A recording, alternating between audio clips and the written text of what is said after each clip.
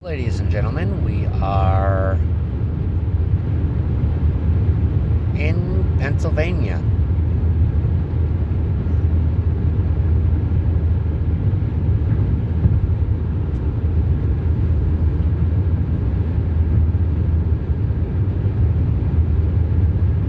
Well, we sure we are? I mean, Yeah.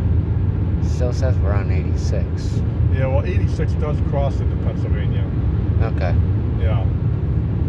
That's why it's actually an interstate highway, because it actually does cross out of New York.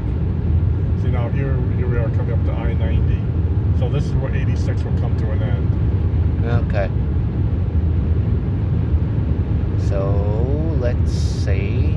So we're going to be heading west to Erie. Yep. Keep Pennsylvania beautiful is Yeah. what they said on that sign that just passed us. We are officially in Pennsylvania, ladies and gentlemen. I will be going live here in a few minutes. Stay tuned.